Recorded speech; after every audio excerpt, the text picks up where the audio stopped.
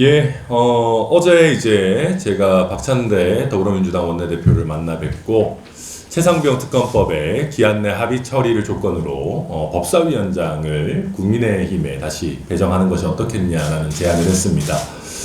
거기에 대해서 저희 의원실에까지 항의절하를 하셔가지고 천하람 수박이냐 이런 얘기 하시는 분들이 계시는데 저는 애초에 파란색이 아니고요. 수박이 될 수가 없고 저는 오렌지입니다.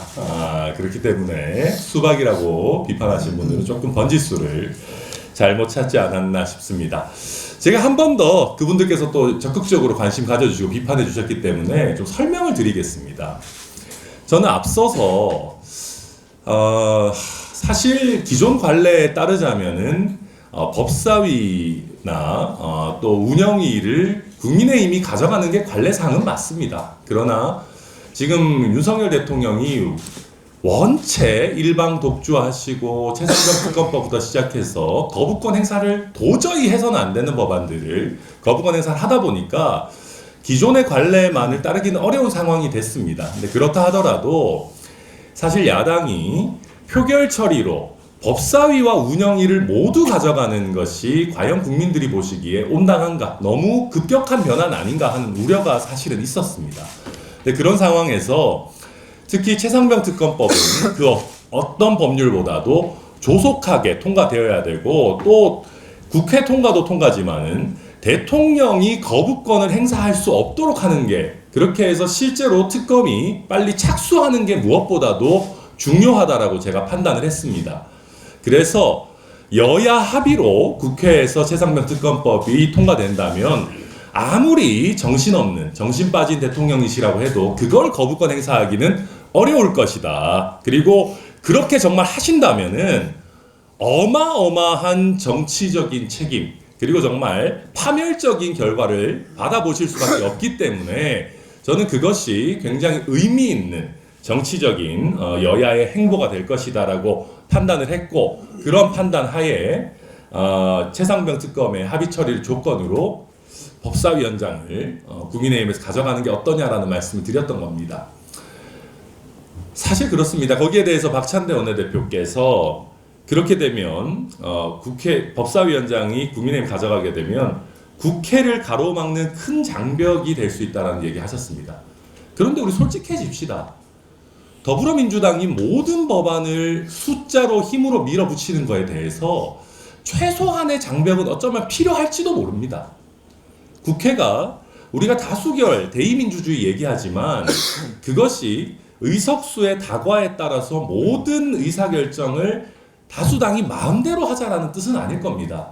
최소한의 충분한 토론과 협의가 있어야 된다는 것일 겁니다. 그렇다면은 여당이 법사위를 맡아서 최소한의 대화와 토론, 그리고 가능하다면 합의 처리를 이끌어낼 수 있도록 하는 방안이 그렇게 부당한 것인가? 저는 오히려 되묻고 싶고요. 또 한 가지는 솔직히 지금 이 정도의 의석 구성이면은 시간이 조금 더 걸린다 뿐이지 패스트트랙 제도를 이용하든지 해가지고 모든 법안 다 본회의에 올릴 수 있습니다. 직회부도 다 가능하고요. 그런 상황에서 저는 최상병 특검법의 좀 조속한 처리를 위해 가지고 법사위원장 자리 정도는 저는 국민의힘에 충분히 양보하는 것이 오히려 저는 국회의 건강한 대화와 토론을 통한 합의 처리에 더 좋을 것이다 생각하고, 국회도 마찬가지입니다. 계속해가지고 민주당이 숫자로 힘으로 밀어붙이면 반대로 윤석열 대통령이 계속해서 거부권을 행사할 명분을 줄지도 모릅니다. 국회는 계속 일방적으로 통과시키고 대통령은 계속 거부권 행사하고 나라 꼬라지가 그래가지고 되겠습니까? 저는 그래서 거대 양당의 원내대표들께서 각자 자기 입장, 자기 욕심만 생각하지 마시고 뭐가 나라를 위해서 좋은 건지, 뭐가 정말 실질적인 성과를 낼 수 있는 길인지 다시 한번 적극적으로 좀 고민해봐 주셨으면 좋겠다라는 말씀 한 번 더 드립니다. 그리고 제가 추가로 한 가지만 짧게 말씀드리겠습니다. 최근에 최상병 사건의 핵심 책임자라고 지금 지목되고 있는 윤성근 전 사단장이 경찰에 제출한 탄원서가 있는데요. 이런 대목이 있어요. 군인은 국가가 필요할 때 군말 없이 죽어주도록 훈련되는 존재들입니다. 경찰과 군대가 다른 점은 군대는 죽으라는 지시를 해도 따라야 하지만 경찰은 자신이 피해를 받는 상황에서는 자기 구제를 할 수 있다는 겁니다. 제가 최근에 읽은 구절 중에 가장 화가 나는 내용이었습니다. 이 무슨 미친 소리입니까 이게? 이 무슨 정신 나간 소리입니까 이게? 아니 지금 최상병이 어디 무슨 6.25 전쟁 나갔습니까? 아니면 최상병이 지금 어디 뭐 무장공비 소탕 작전 하다가 지금 사망했습니까?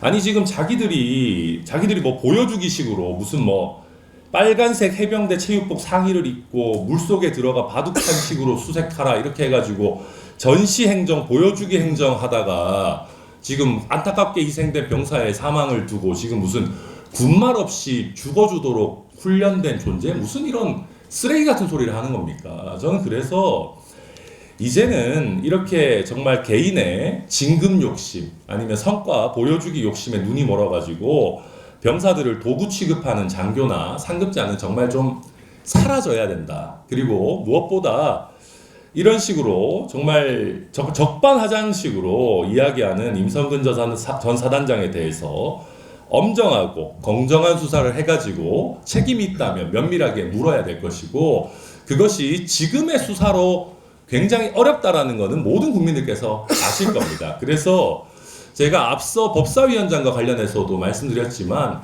결국 최상병 특검이 빨리 돼야지만 책임 있는 이 윗사람들에 대한 제대로 된 조치도 취해지고 또 이 윗사람들을 보호하기 위해 가지고 무리한 대통령실과 대통령의 권력형 외압이 있었는지도 밝힐 수 있기 때문에 저는 다른 어떤 법보다도 우리 여야가 빨리 최상병 특검법을 통과시키고 대통령도 결코 거부권을 행사할 수 없도록 하는 그런 조치들을 취해야 된다. 저는 그렇게 생각합니다. 무엇보다 저희 개혁신당은 방금 우리 허은하 대표께서도 말씀하셨지만은 우리 최상병 특검법 그리고 박정훈 대령의 명예회복에 대해 가지고 그 어떤 정당보다 앞장서서 노력하겠다는 말씀 다시 한번 드립니다.